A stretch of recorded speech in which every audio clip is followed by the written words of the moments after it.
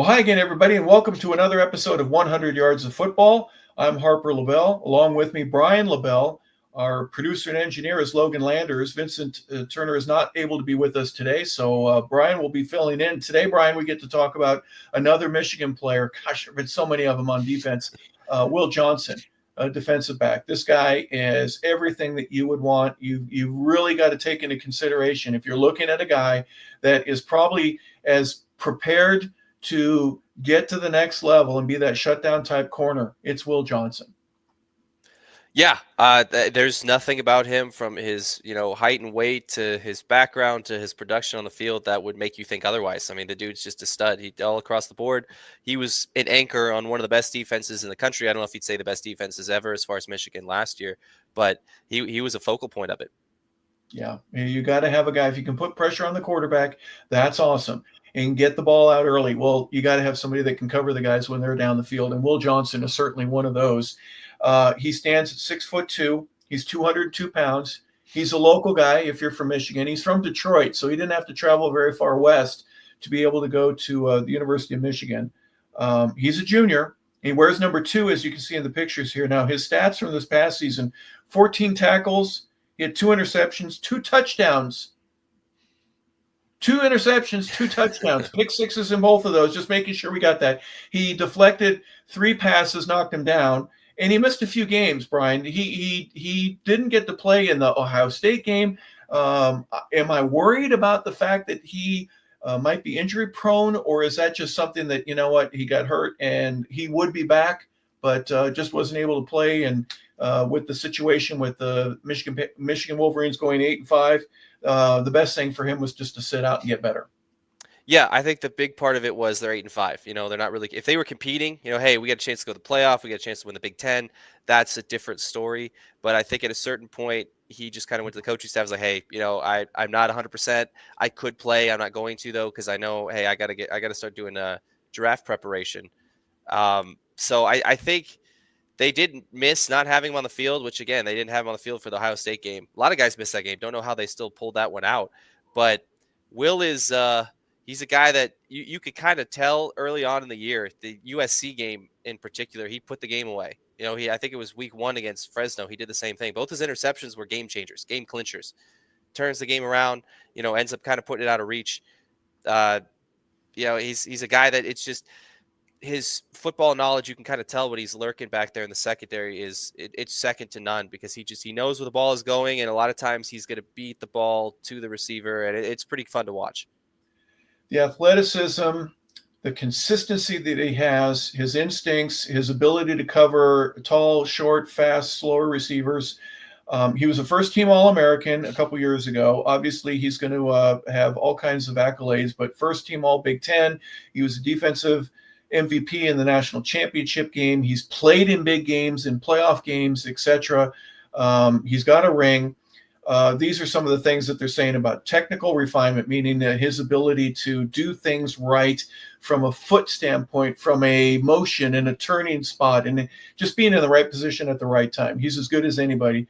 He's got a great closing burst. For a guy his size, that's a real difference maker. I played with Deion Sanders. Guys would look like they're wide open, and next thing you know, the ball's in the air, and Deion takes 3 steps, and he's deflecting the pass and knocking it away. I'm not calling him Deion Sanders, even though he wears his number, at least from college. I'm just saying he has similarities that you would want to have like that. He's a lockdown guy. He can do things whether you got a nickel situation, regular, if you're playing Tampa 2. His versatility is really off the charts. Well, for a guy at 6'2", he runs a 4.44. That's Michigan's 40 time 4, but that's superb. That means he can run with the smaller, speedier guys, and he's big enough to go up with the taller receivers and do some hand fighting and maybe high point the football. As a defensive coordinator, as a coach, as a scout, as a GM, I don't know how you look at him based on his build and based on his body of work and say, no, I think we're going to pass on this guy, depending on where you're picking. But like he's phenomenal. He would even come up in the run and make tackles when he had to. They'd send him on blitzes. He'd get after the quarterback. He did everything for him. He did everything for the best defense in the country for a whole year. And he realistically, what he was able to do, what some of these other, guys that had been there the year before for Michigan kind of held it together, because the fact they still went 8-5 after everything was, a testament to how good this team was, the recruiting class, like you said. And the talent that they have still. Well, he's not perfect. There are some things that he needs to work on. I've been understanding, and you've seen more film on him than I have. Just against press coverage, he's good, but he's not great at that. There are some technical things. What do you think against the run? I mean, a lot of guys look. If I'm going to be a cover guy, I'm not going to put my shoulder in and risk getting hurt against a sweep or an outside zone run, or some things like that. Give me some idea of where he would benefit from working a little bit harder on. I know his speed is great, but maybe if he's a 4.42, does that move him up to the second or third guy off the board?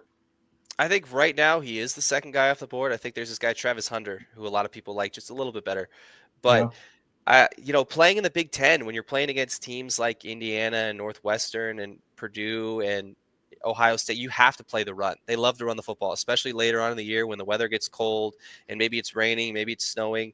So, whether he liked to or not, he played the run. He did it okay. It wasn't the best, tape in the world, but he was able to come up and make some stops when he had to. I think he had 1 or 2 tackles for loss, which is a DB is really good.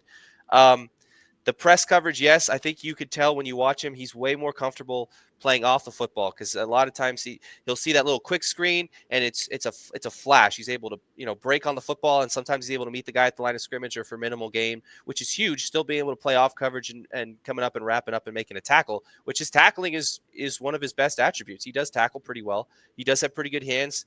The 2 interceptions, I know his season was cut short, but everything he does well. I think maybe there's some stuff that you get him in a facility to say, okay, maybe you do need to improve a little bit here against NFL caliber guys. Maybe do this a little bit more. Maybe don't do this. But that's probably just going to be for whatever team ends up drafting him. Well, he's got a great pedigree. He's a 5-star recruit that went to Michigan. His father was a player there. Deion Johnson is his father, his dad. And he was a quarterback. They had a couple of Big Ten championships back then. So the pedigree is there. And the love for Michigan is there. Gosh, if he goes to Detroit and plays for the Lions, that would be, almost. Hey, I never had to, change my area code, in my phone system. But here's a guy that he seems like as much of a can't miss guy. He's a day one project that could be in the top 15, top 10, maybe top 5, depending on how his combine goes. So. And final thoughts on Will Johnson. I just think he's you can't miss with this guy. If he's as good as advertised, it's very, very difficult to find a lockdown corner in today's day and age, especially with how good receivers are. So if you think he's that, I don't see why, like you said, I don't know, maybe top 5, but he could be right outside the top 5. I could very well see with a good combine him being top 10. I think the latest he ends up going is maybe the middle of the first round, because it's just – with his size, with his tools, with his pedigree, it's I just don't see how you don't pick this kid. Yeah, he should be a safety. We should be talking about him as a safety. Yeah, he's not, that's the great advantage. And even if he doesn't pan out as a DB, now you can turn him into a safety, and he gets to be in your lineup for a lot longer. Longevity, yeah. The more you can do, and I'm not calling him a safety. I'm not even approaching that. I'm just saying that. Just thinking outside the box. He's a guy that's going to be on the field and be on your field for quite a long time, and may end up being a Pro Bowler. So our best to Will Johnson, the defensive back out of Michigan. He's from the Detroit area and has been a homer throughout most of his life. And I'm sure the Lions will be looking at him, even though they don't pick till late in the first round. But for Brian LeBel, I'm Harper Lebel. Logan Landers is our producer and engineer. For Vincent Turner, who's not with us today, he's not able to join us. We want to say thank you for tuning into our Draft Prospect Show here on 100 Yards of Football. Have a great day, everybody.